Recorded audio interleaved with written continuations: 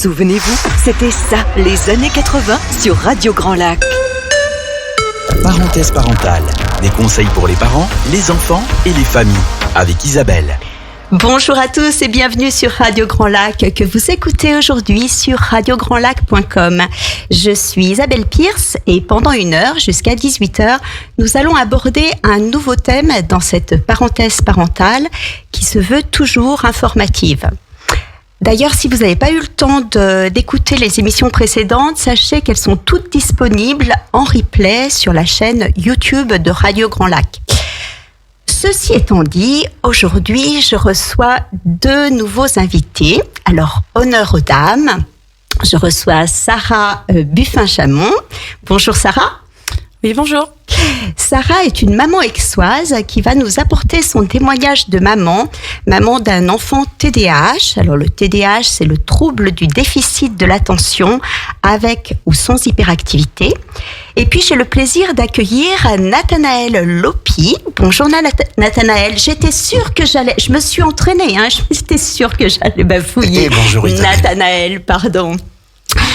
Donc Nathanaël est éducateur spécialisé dans le TDAH et je crois d'ailleurs que cette orientation est due à des raisons très personnelles, mais il va nous expliquer tout ça dans quelques instants.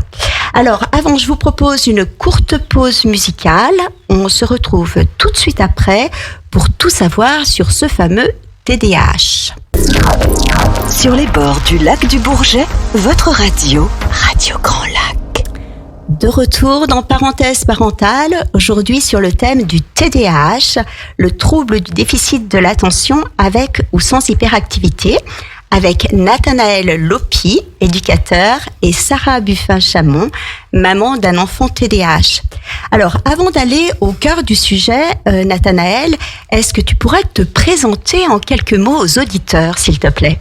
Alors déjà, bonjour à tous, je m'appelle Nathanaël Lopi, j'ai donc 46 ans.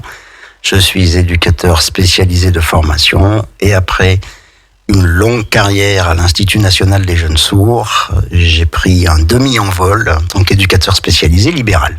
Ok, demi-envol ? Demi-envol parce que pour l'instant, je suis encore à mi-temps de la fonction publique. D'accord, très bien. Et qu'est-ce qui t'a conduit à t'intéresser au TDAH au point d'en faire ton cœur de métier ? Alors là, c'est une question très personnelle. Je plaisante bien évidemment, c'est ma situation familiale. Il y a à peu près 4 ans, j'ai dû être confronté au TDAH et au diagnostic de mes enfants, l'un après l'autre. C'est-à-dire combien d'enfants ?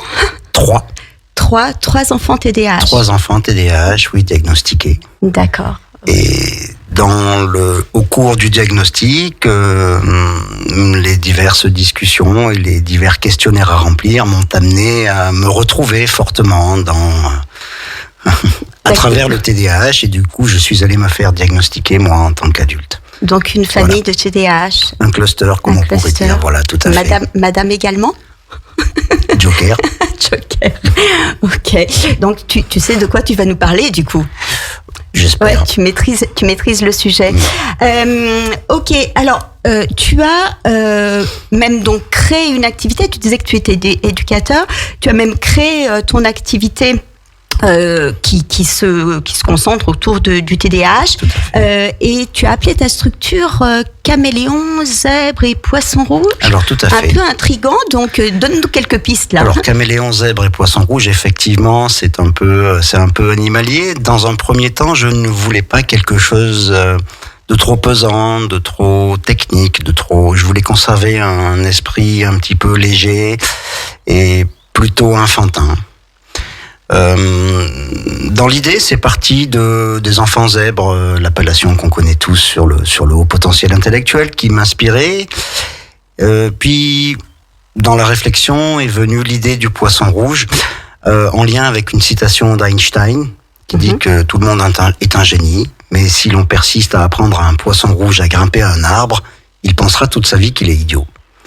Eh oui. Voilà, donc ça m'a inspiré, j'ai trouvé l'image assez parlante, puis l'image du poisson rouge aussi, des liens avec la mémoire, les capacités cognitives, qui est assez évident finalement. Et le caméléon, ça m'a été soufflé par un neuropsychologue pour la dimension émotionnelle, des compétences sociales, des choses comme ça, de l'adaptabilité émotionnelle aux situations qu'on cherche à acquérir et D'accord. qui fait un petit peu défaut aux enfants et aux adultes TDAH. Ok, voilà, c'est où je voulais en venir. D'accord, ok, très bien. Alors, du coup, maintenant, petite définition, c'est quoi le TDAH ? Alors, le TDAH, bon, tout le monde l'a bien entendu, c'est un trouble du déficit de l'attention avec ou sans hyperactivité. Donc, fait partie de la grande famille des troubles du neurodéveloppement. C'est comme qui dirait, une affection chronique. Ce n'est pas une maladie. Il n'y a pas de traitement curatif. D'accord. C'est quelque chose que l'on a, avec lequel on est ou qui va évoluer petit à petit en fonction de ce qu'on fait autour. On peut mettre en place des stratégies, accompagner.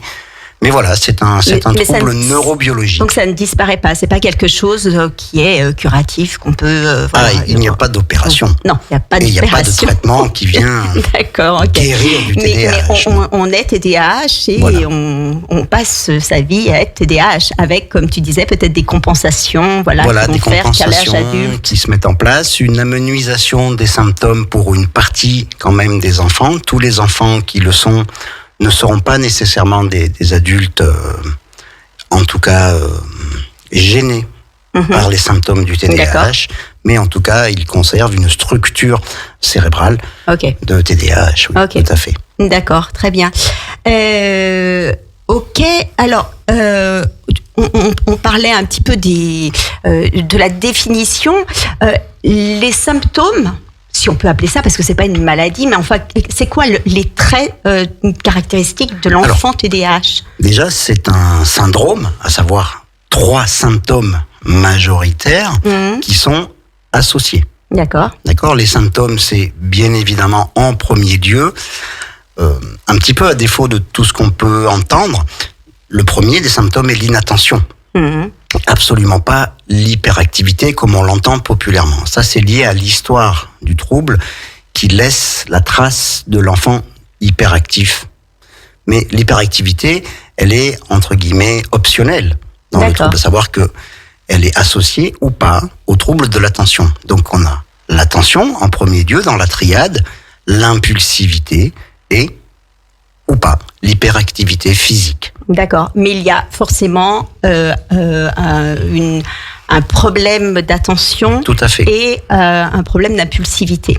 Alors, l'impulsivité peut être minorée par rapport à l'attention, mais effectivement, le trouble de l'attention est le symptôme principal et premier que le médecin va chercher à identifier.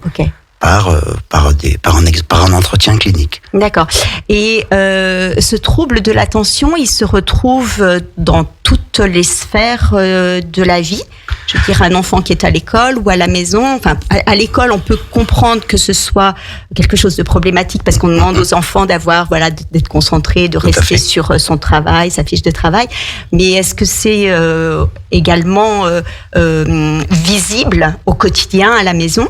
Alors, tout à fait, oui, c'est extrêmement visible. Il faut savoir que afin d'établir un diagnostic, précisément, qui est un acte médical, donc moi je ne me réclame pas, puisque moi j'interviens post-diagnostic finalement, il y a toute une série de critères à respecter. Le mot est mal choisi, mais il faut rentrer dans une définition de critères finalement, 6 sur 9 depuis un certain temps, qui vont faire que on peut parler de TDAH ou pas. Si l'on accepte ça, on peut imaginer que tout un chacun peut être parfois inattentif, impulsif ou hyperactif. Ce qui va faire la nécessité du diagnostic et sa judiciosité quelque part, c'est l'intensité des critères, leur fréquence et bien évidemment les impacts que ces symptômes ont sur la vie quotidienne de l'enfant, de sa famille ou du milieu dans lequel il évolue, par exemple l'école. Ok. Alors, donc tu as parlé des 3 symptômes. Est-ce qu'on peut juste revenir sur l'impulsivité? Est-ce qu'on peut préciser ce que c'est aux auditeurs, cette impulsivité? Est-ce que c'est de l'impulsivité, de l'agressivité? Est-ce que c'est verbal? L'impulsivité, c'est quelque chose qui est lié avec, quelque part, le contrôle de soi, le contrôle de ses comportements, le contrôle de ses réponses, le contrôle de ses paroles et parfois même le contrôle de ses pensées. Ok. Donc ce sont des enfants qui agissent un petit peu, dirait-on, bille en tête. Ok. Voilà, ils ont une idée, il va falloir qu'ils la réalisent là, dans l'instant, avec une incapacité de différer ce besoin de la réaliser, qui va devenir presque un besoin qui va s'incarner physiquement par une sensation de gêne, ils vont être tarabustés par une envie de le faire là. D'accord, et qui se traduit également physiquement. Un enfant qui veut parler, veut parler à tout prix, il va aussi le manifester physiquement. Il va lui-même ressentir des symptômes comme poussé par un moteur pour faire ce qu'il a en tête. Ok, super, très bien. Sarah, qu'on n'a pas encore entendue, Sarah donc qui est la maman d'un petit TDAH, est-ce que tu reconnais ton fils dans cette définition-là, dans cette description? Oui, bonjour à tous. Bonjour Sarah. Donc oui, je reconnais forcément mon fils dans les traits que tu as décrits si bien, Nathanaël. En effet, on a une grosse partie sur l'impulsivité qui entraîne aussi, pour nous en tout cas, ce qui nous a motivés à l'accompagner depuis déjà 4 ans, c'est que ça devenait dangereux dans certains de ses comportements. Pour le coup, c'était difficile d'accepter ça pour sa sécurité, puis pour la sécurité aussi de son entourage. Et puis en ce qui concerne l'hyperactivité, oui, en effet, sur des activités qu'on peut faire tous les jours, comme manger à table, c'est des choses qui paraissent complètement anodines, mais c'est quasiment impossible de le laisser même 10 minutes ou 15 minutes assis. D'accord. D'ailleurs, souvent les traits, quand j'en parle à d'autres parents, c'est souvent des enfants qui, quand on les décrit, c'est des enfants qui mangent sur une fesse. C'est-à-dire qu'ils ont une fesse sur le tabouret et une fesse sur le vide, quoi. Donc c'est vrai que c'est exactement ça. D'accord. Est-ce que tu peux nous donner quelques exemples de manifestations au quotidien? Donc là, tu as cité le temps du repas, qui en effet, il arrive pas à rester assis sur sa chaise bien longtemps. Mais est-ce que tu peux nous donner d'autres exemples pour que les auditeurs comprennent bien ce que c'est au quotidien de vivre avec un petit TDAH? Oui, bien sûr. Alors, bien sûr qu'il y a des éléments qui sont assez négatifs, entre guillemets. C'est-à-dire que tout ce qui va avoir un trait à la frustration va en générer des crises qui vont être difficilement stoppables, en fait. Donc, ça nous oblige, nous, en tant que parents, en tout cas, nous, ça nous a obligés, en tant que parents, à s'adapter un petit peu à sa manière d'être et de fonctionner, pouvoir répondre et fonctionner un petit peu différemment avec lui, pouvoir en fait désamorcer un peu cette bombe qui surgit à des moments en plus des fois qui paraissent tellement anodins qu'on se dit c'est vraiment étrange. Et puis aussi également tout ce qui est au niveau des obsessions. Il y a des choses qui vont complètement l'obséder. Nous, on a un petit garçon qui est fan de voitures et qui connaît toutes les marques de toutes les voitures au monde depuis qu'il a 3 ans. D'accord. Donc c'est vrai que c'est un peu le côté positif, c'est-à-dire que c'est un petit garçon qui est plein de ressources et qui a 6 ans. Qui a une excellente mémoire du coup. Exactement. Voilà. Ouais, c'est ça. Exactement. On arrive toujours à trouver des ressorts, des trésors. D'accord. Ok. Voilà. D'accord, donc quelque chose d'un petit peu obsessionnel, et puis donc des crises qui sont difficilement maîtrisables, même si vous avez trouvé au fil des années des stratégies peut-être pour le calmer plus rapidement.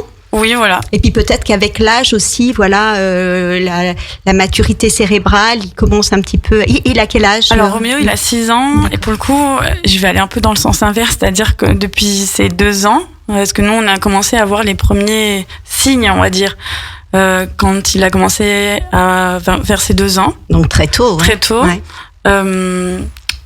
Et pour le coup, nous, on sent vraiment une accentuation des signes. Ok.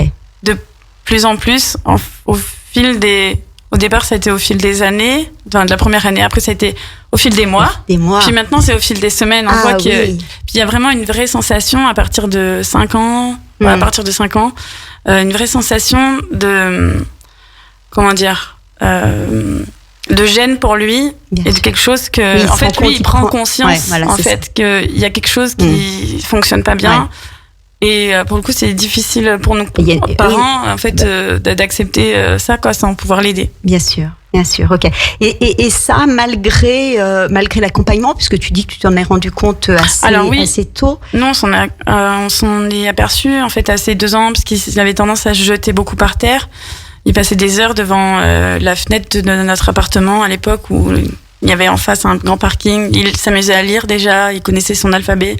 Il récitait son alphabet avec les plaques d'immatriculation, c'était hyper fascinant. Pour le coup, on nous a dirigés vers la plateforme de dépistage des troubles autistiques sur Chambéry, avec le CAMS.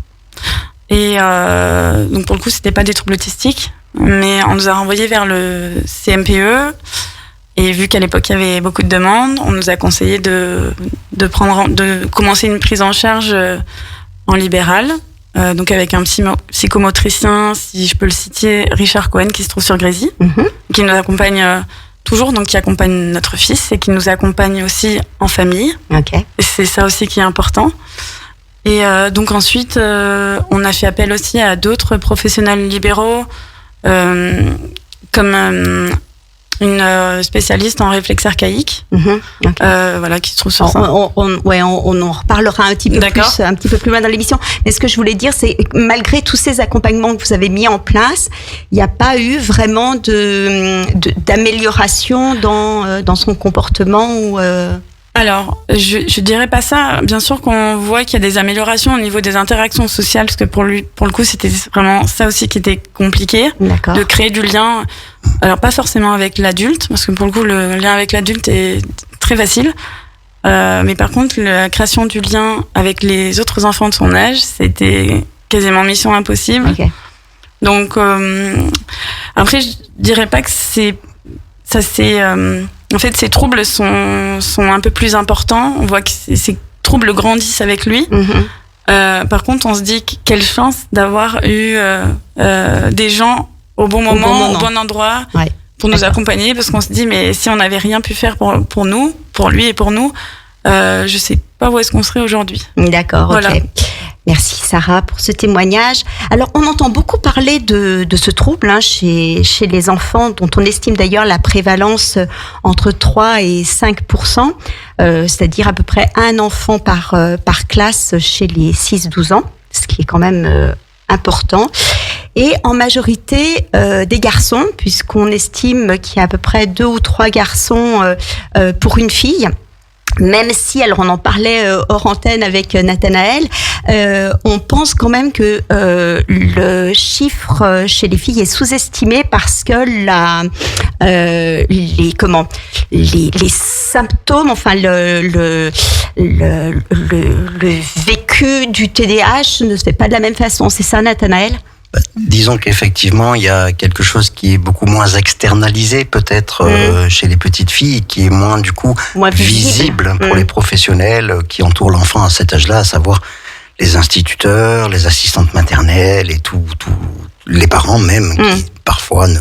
D'accord. C'est parce que les garçons sont plus physiques déjà, peut-être ? Eh ben oui, et puis finalement, ça a un peu attrait avec l'histoire de, entre guillemets, l'hyperactivité, c'est que ce qu'on va retenir, c'est ce qui est la partie visible de l'iceberg, c'est véritablement cette partie du mouvement, de la perturbation qui vient rendre visible quelque chose qui au départ ne l'est pas. Ouais, c'est ça. C'est un handicap qui est invisible. À l'œil nu, on ne dirait pas un tel. Non, on ne dirait pas d'ailleurs que tu es TDAH, là, tu es en face de nous. Et j'en ai sous la pédale.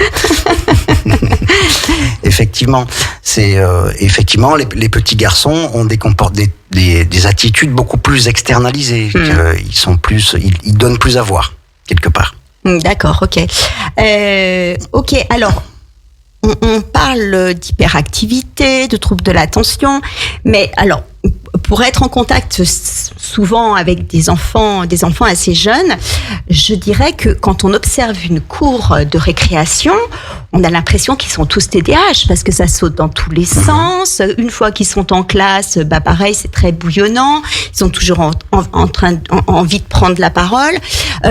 Où est-ce qu'on met le curseur du coup pour ce diagnostic Alors, c'est ce que je disais tout à l'heure. Hein, le curseur, il va se situer au niveau des conséquences, de l'impact des difficultés liées aux symptômes, à savoir une forme de souffrance qui peut être quand même parfois intense chez certains enfants et qui vient perturber le bon développement de l'enfant, le bon développement de ses capacités d'apprentissage, le bon développement de ses apprentissages, entre guillemets, des habiletés, des compétences sociales, mais aussi sa bonne régulation émotionnelle, ce qui en fait souvent, effectivement, vous le disiez tout à l'heure, un petit peu des enfants qui sont mis à l'écart, parce que ils ont un comportement qui est un petit peu piquant.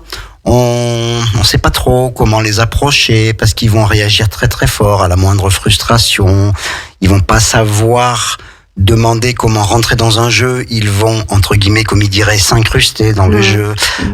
Ils vont exprimer la colère ou une frustration d'une manière bien plus véhémente et moins politiquement correcte qu'un enfant, entre guillemets, tout venant.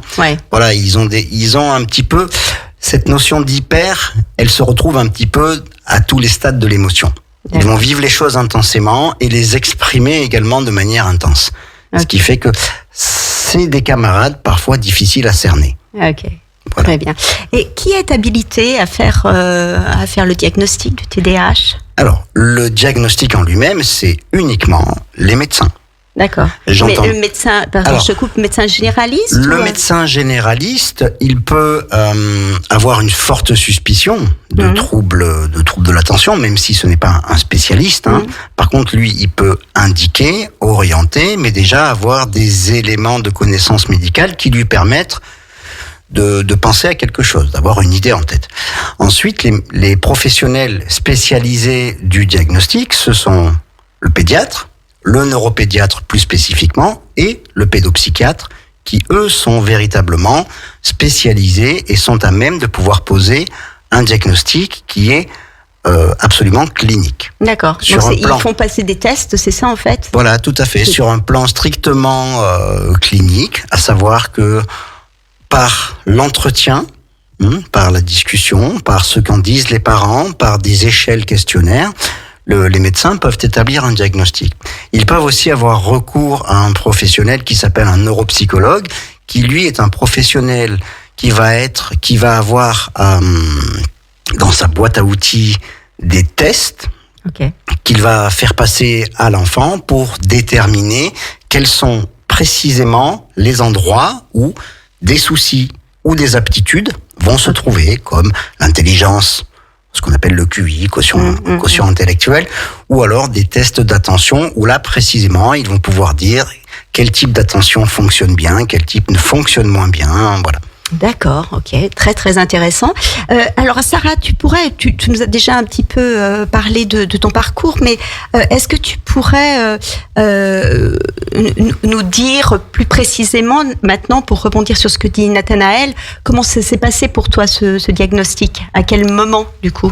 Alors, il faut savoir qu'aujourd'hui Roméo n'a pas tout à fait 6 ans, il aura 6 ans le 11 août prochain, et donc jusqu'avant ses 6 ans, on ne peut pas établir de réel diagnostic pour notre fils. D'accord, donc l'âge c'est 6 ans. En France, en France, d'accord. En fait, parce qu'au niveau national, on estime qu'un enfant, la construction de son cerveau se fait jusqu'à grossièrement 6 ans, et on estime que jusqu'à 6 ans, ces comportements, ils peuvent relever d'un manque de maturité chez un enfant, et ça peut se résorber. Voilà. Clac, à l'anniversaire de ses 6 ans, c'est bon, on peut... Donc voilà, c'est un peu ça, c'est un peu... pour nous parents, c'était difficile à accepter et à entendre, Mais c'est la réalité parce qu'aujourd'hui, on nous propose, on sait comment est Roméo depuis plusieurs années. On a une prise en charge qui est quand même importante pour lui. Mais ce qui nous manquait, c'était l'âge de ses 6 ans, parce qu'à partir de ses 6 ans, il pourra être aidé avec un traitement. D'accord, c'est ce que j'allais te demander. Voilà. Du coup, qu'est-ce que ça va pouvoir changer d'avoir le diagnostic, puisque bon, vous êtes quasiment sûr de déjà du diagnostic, mais voilà, c'est d'avoir peut-être un traitement et puis d'autres accompagnements peut-être. Alors aujourd'hui, nous on a la chance de pouvoir avoir un accompagnement qui est vraiment de qualité, avec donc des professionnels en libéral et aussi le CMPE d'Aix-les-Bains. Donc il a une séance par semaine de psychomotricité individuelle. Et il a aussi la chance de pouvoir intégrer un groupe de psychomotricité sportive sur le CHS le centre hospitalier spécialisé de Bassins, voilà, qui gère aussi par le CMP d'Aix. Mais voilà, pour le coup, c'est déjà une prise en charge qui est globalement importante. Et il a aussi un traitement pour le sommeil, parce que ça engendre aussi des troubles du sommeil. Okay. Et qui engendre de la c'est vraiment fatigue. Envahissant en fait, comme trouble. Hein, ouais. Exactement. Donc là, il a pu bénéficier d'un traitement à base de mélatonine depuis 6 mois. D'accord. Et ça a vraiment changé beaucoup de choses. Ok. Donc c'est plutôt cool. D'accord.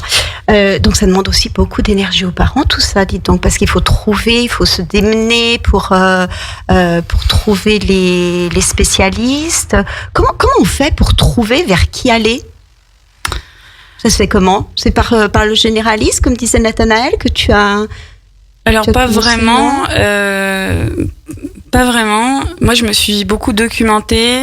Et j'ai aussi fait appel à mon réseau autour de moi. J'ai eu la chance de pouvoir rencontrer les bonnes personnes au bon moment. D'ailleurs, on s'était rencontrés avec toi, Isabelle, à ce moment où moi, j'étais un peu paumée. Et pour le coup, c'est ça aussi qui est... Je me dis heureusement qu'on a rencontré toutes ces personnes qui ont pu nous orienter, et aussi qu'on a été un petit peu farfouillé un peu partout, qu'on a trouvé des blogs, qu'on s'est... Ouais, il faut un peu se débrouiller. C'est ça, c'est un peu l'école de la débrouillardise. Ouais, ok. Super. Exactement. Eh bien, très très bien. Merci à tous les deux pour ces précisions. Alors, je vous propose une récréation musicale avant de poursuivre sur le thème du TDAH. On se dit à tout de suite. Radio Grand Lac sur 92.1, Radio Grand Lac. Nous revoilà dans votre rendez-vous du mercredi après-midi, tous les 15 jours, de 17 à 18h, pour une parenthèse parentale sur radiograndlac.com aujourd'hui et tout bientôt sur le 92.1. Je suis avec Nathanaël Lopi, éducateur, qui a créé Caméléon, Zèbre et Poisson Rouge. Alors, il nous a expliqué tout à l'heure le pourquoi de cette appellation. Il accompagne donc les parents et les enfants TDAH. Et je suis aussi avec Sarah, une maman confrontée à la difficulté du TDAH avec son fils. Nathanaël, j'aimerais revenir un petit peu sur ton parcours, puisque tu nous as dit en introduction que tu étais le papa de 3 enfants TDAH, Tout à fait. que toi-même tu étais TDAH. Alors, Sarah nous a expliqué, elle, voilà, les suspicions qu'elle a eues assez tôt. Comment ça s'est passé chez toi avec tes enfants pour... Je pense que ça a été extrêmement similaire. Hein. Ouais. Dès très très très rapidement, à savoir à peu près, effectivement, vers l'âge de 2 ans, des signes qui évoquaient des particularités, des signes un peu uniques qui apparaissaient par-ci, par-là. Effectivement, nous, c'était l'obsession. Il y avait des obsessions aussi, comme ça, des choses très, très, très ciblées qui apparaissaient. Alors, c'était les bouches d'incendie. D'accord. Mon grand, qui aujourd'hui a 13 ans, était fasciné par les bouches d'incendie. Okay. Voilà. Il a marché relativement tôt, à 11 mois, sans passer par le 4 pattes. Okay. Il est passé du plat ventre à debout. Voilà. Des petites choses comme ça, et puis des nuits déjà très très difficiles, avec un petit épisode de terreur nocturne, des choses qui sont assez impressionnantes pour des parents et qui sont quand même qui sont déstabilisantes. On ne sait pas trop vraiment. Donc oui, on a vraiment commencé à se poser des questions à partir de 2 ans et demi, 3 ans, oui. Okay. Effectivement. D'accord. Et du coup, alors, c'est l'aîné dont tu parles, là ? Oui, l'aîné, oui. Et ils ont tous eu le même C'était tout des copier-coller? Pas du tout, en fait. Mais à cette époque-là, tu étais pas formé au TDAH, toi? Donc, absolument pas. Donc, comment J'étais en connaissance de par mon métier, parce qu'en tant qu'éducateur spécialisé, D'accord. on est ouvert à la différence. Donc, je connaissais effectivement, et j'utilisais le terme hyperactif à l'époque. Aujourd'hui, c'est bien terminé. Mais non, j'avais pas une connaissance précise. Je pensais effectivement, comme tout le monde, que c'était les enfants qui brassaient énormément. Ouais. Mais non, j'étais pas formé. D'accord, ok. D'accord. Et donc, tu nous as dit que une fois que tes enfants ont été diagnostiqués, quand tu as vu les tests que les enfants faisaient, là, tu t'es dit, Alors, mais peut-être que... non? C'est pas précisément dans les tests, puisque les tests, ils sont les tests des neuropsychologues sont très techniques. Ils viennent questionner des fonctions cognitives très très précises. Donc là, il est difficile de se voir soi-même. Par contre, c'est sur des questionnaires destinés aux parents où on va retrouver...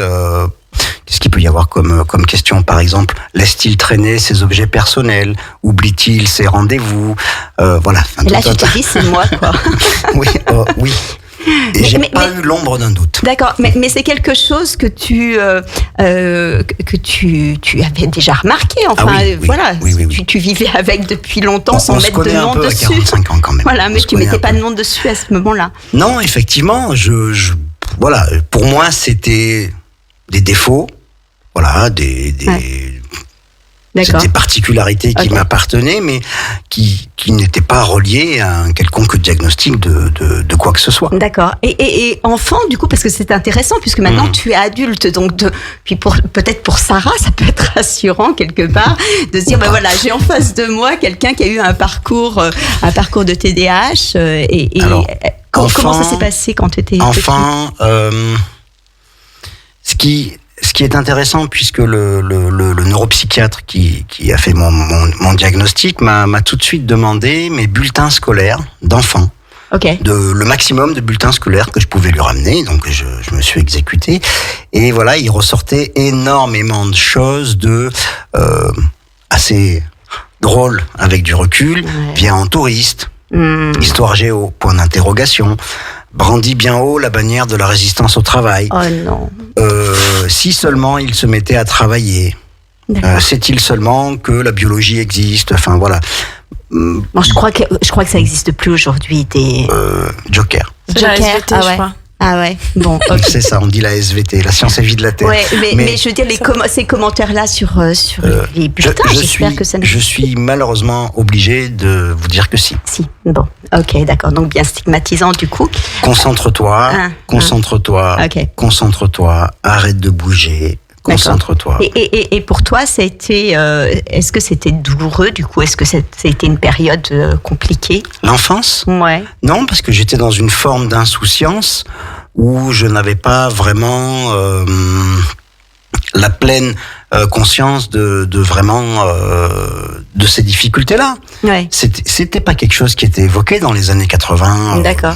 Mais du coup, peut-être que la scolarité a été compliquée. Alors, effectivement, la scolarité, même si aujourd'hui j'ai un niveau d'études, on va dire, supérieur, parce qu'on appelle ça comme ça, effectivement, le chemin n'a pas été droit. Ouais. On va dire que j'ai pris quelques virages pour y arriver. Ok, d'accord. Alors, ce que je voulais te demander, puis après je ferai intervenir Sarah également, est-ce qu'on connaît aujourd'hui les causes du TDAH? Est-ce qu'on sait d'où ça vient? Parce que on entend beaucoup de parents dire, enfin de personnes, je vais dire oui, c'est à cause des écrans, ou c'est parce qu'il y a une éducation laxiste, il n'y a pas suffisamment de cadres. Alors, effectivement, il n'y a absolument rien de tout ça. Ok. Il n'y a aucune responsabilité dans la découverte ou l'arrivée du TDAH, ni des écrans, ni du gluten, ni du lactose, ni du sucre. Ce sont des facteurs qui vont aggraver peut-être les symptômes, parce qu'effectivement, ils vont produire un inconfort ou une décharge énergétique supérieure, mais ils ne sont pas responsables en soi du TDAH. Okay. Le TDAH, c'est un trouble qui est à majorité héréditaire, aux alentours de 70-80%. Je ne suis pas un grand spécialiste de l'étiologie. La part restante, les 30% restants à l'hérédité sont des facteurs environnementaux et principalement, d'après les dernières études, des facteurs qui sont surtout périnataux, à savoir, des grossesses, des naissances prématurées, des très petits poids de naissance, un stress émotionnel intense de la maman, un ictère du nourrisson, un ictère sévère, et une exposition à des toxiques, notamment le tabac. Pour l'instant, c'est celui qui est le plus mis en évidence pendant la grossesse et jeune enfant. Il y a quelques corrélations qui ont été faites avec des difficultés sociales importantes et des systèmes éducatifs alternatifs, pour rester correct. Mais absolument, ce n'est absolument pas la faute des parents si leur enfant vit avec un TDAH. C'est lui la première victime. Parce que tu l'as évoqué tout à l'heure, mais c'est un trouble neurodéveloppemental, c'est-à-dire que c'est un dysfonctionnement cérébral, un cerveau qui fonctionne pas tout à fait comme un cerveau, je vais pas dire normal, parce qu'il n'y a pas d'anormalité là-dedans. Mais tout venant, effectivement, c'est... Alors, le terme trouble déficit, c'est le terme officiel. Moi, je le lis plutôt comme un trouble de dysfonctionnement, parce qu'effectivement, les enfants en TDAH, et Sarah pourra, je pense, le confirmer, sont capables d'une concentration extrême quand il y a une motivation intrinsèque. Ça s'appelle un hyperfocus. Ils sont capables d'oublier presque leurs véritables besoins physiques, manger, dormir. Capable de concentration extrême, comme de tout l'inverse. Donc l'hyperfocus de ton fils, Sarah, c'est quoi? Les voitures? Une fois qu'il est dans les voitures, il peut oublier tout le reste? Alors oui, en effet, Isabelle, sa passion, c'est les voitures de course, les voitures, toutes les marques de voitures. Il peut les reconnaître dans la voiture. Quand on est sur la route, sur l'autoroute, il peut nous citer toutes les voitures qu'il voit, même à 100 mètres. Nous, on n'a même pas encore décelé le logo de la marque. Lui, il a déjà trouvé la marque. D'accord.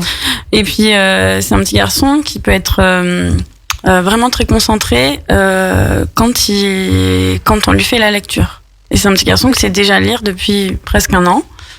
Donc, on en est très fiers aussi. Mais pour le coup, c'est vrai que c'est hyper déstabilisant parce que c'est vrai que on se dit que ce qu'on entend dans le TDAH, c'est surtout l'inattention, ce déficit attentionnel, et pour le coup c'est tout l'inverse sur certains points. Exactement. D'accord.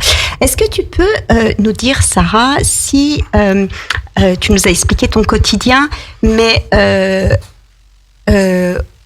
dans tes relations, toi, avec les amis, avec les enseignants, est-ce que il y a des fois des jugements un petit peu durs à entendre, parce que avoir un enfant qui bouge tout le temps sans arrêt, j'imagine qu'il y a aussi, je parlais de stigmatisation tout à l'heure, mais j'imagine que tu dois aussi entendre des choses pas forcément rigolotes au sujet peut-être de l'éducation que tu donnes à ton enfant. Peut-être est-ce que c'est le reproche qu'on te fait? Alors, en effet,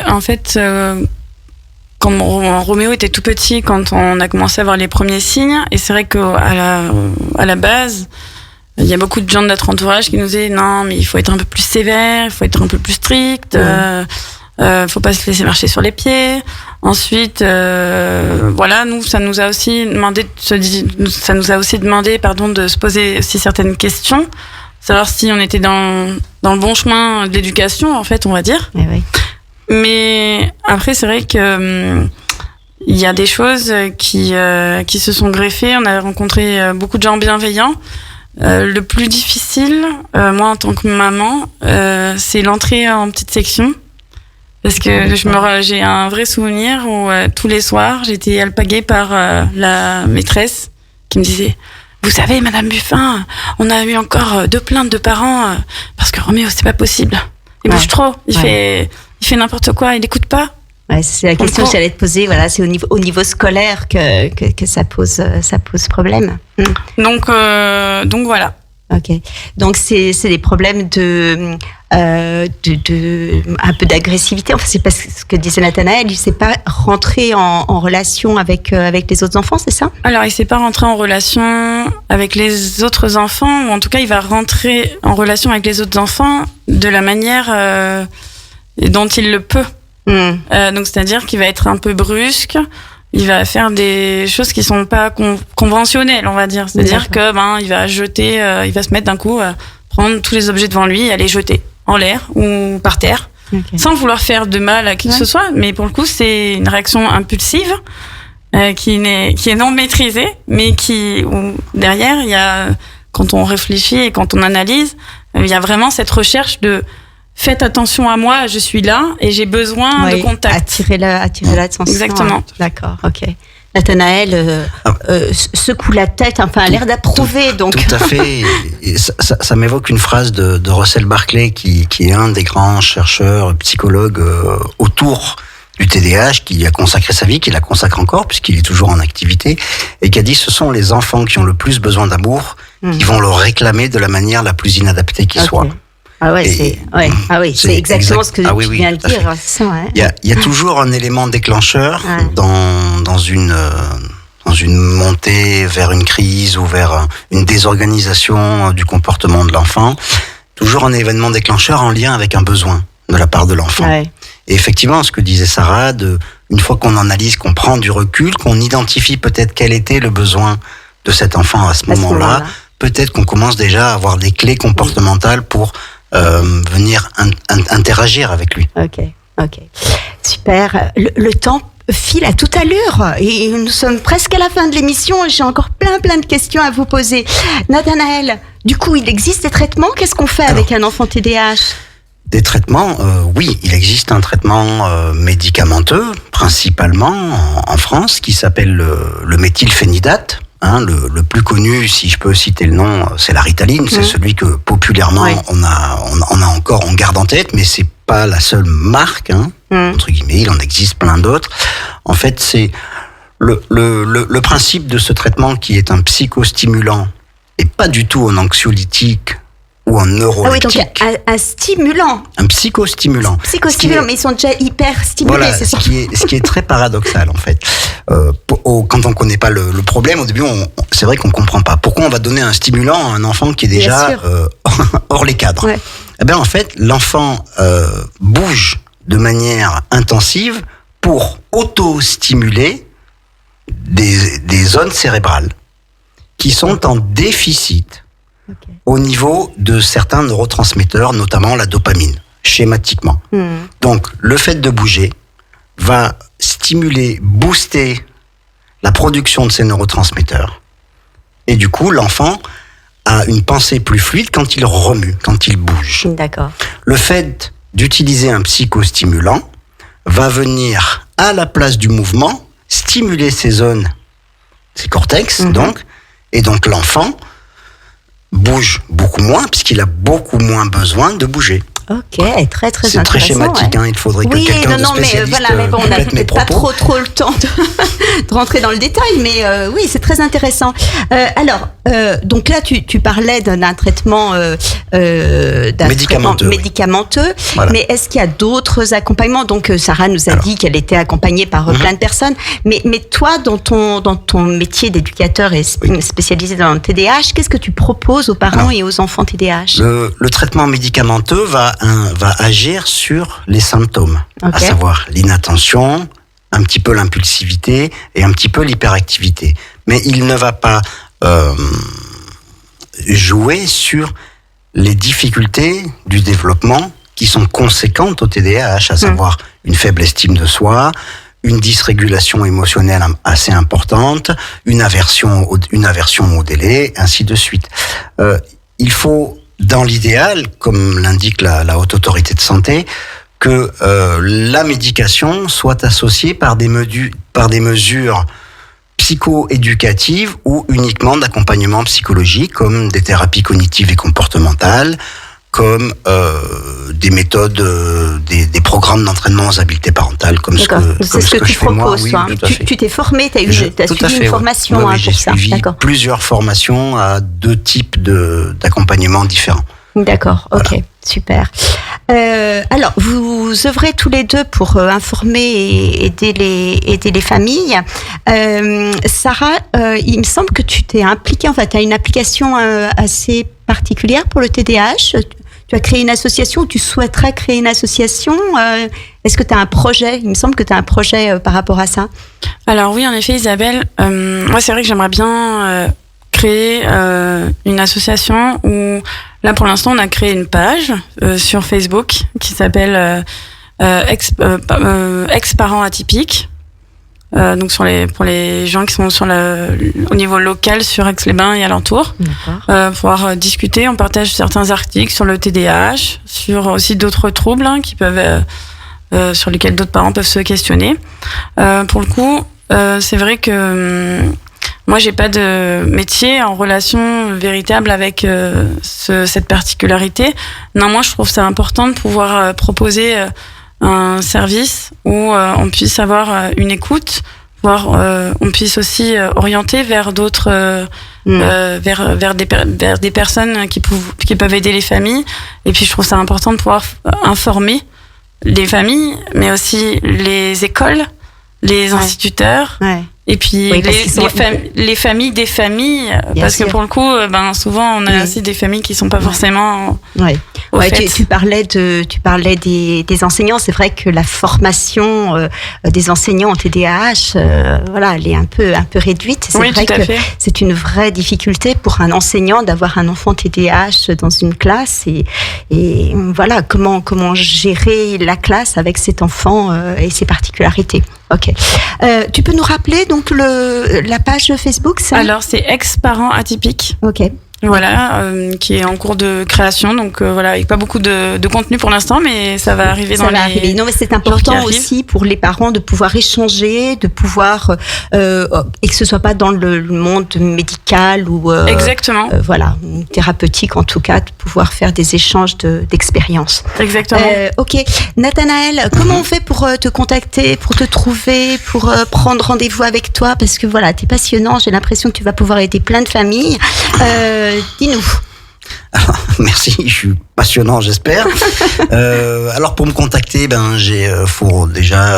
y a les réseaux, effectivement, les réseaux, le bouche à oreille fonctionne pas mal. Les gens qui me contactent, ils viennent comme ça sur Facebook, donc Caméléon Zèbre. Okay. Vous trouverez sur LinkedIn aussi. Je suis là en mon nom propre. Et puis ensuite, j'essaye moi petit à petit de constituer un réseau de professionnels de santé et autres, savoir afin que les neuropsychologues soient au courant que je suis dans le secteur et que j'interviens sur le TDAH, certains médecins, certains pédopsychiatres. Voilà, petit à petit, le réseau se construit, des maisons de santé aussi. Ils ont mes coordonnées. Tu n'as pas parlé d'un réseau qui me tient à cœur. Autour des parents. Mais bien sûr, tu es sur cette application génialissime, Autour des parents. Effectivement, oui, voilà. Merci beaucoup. Écoutez, on est à la fin de cette émission. C'était très très intéressant, très riche. C'est un sujet qui mériterait, je pense, davantage de temps. Donc, va falloir revenir du coup, à prendre un abonnement. Un grand merci à vous deux, Nathanaël, pour tes explications, Sarah pour ton témoignage. Je sais que c'est pas toujours facile, donc merci à toi. Merci à vous aussi, chers auditeurs. J'espère que cette émission vous a plu. Dans 15 jours, je recevrai Flore Remestin. Flore accompagne les mamans dans leur épanouissement, leur mieux-être et leur spiritualité. Alors, si vous êtes une maman fatiguée, stressée, cette émission sera pour vous. Voilà, on se retrouve quant à nous le 9 juillet dans une nouvelle parenthèse parentale. Portez-vous bien et prenez soin de votre vie de famille. À tout bientôt.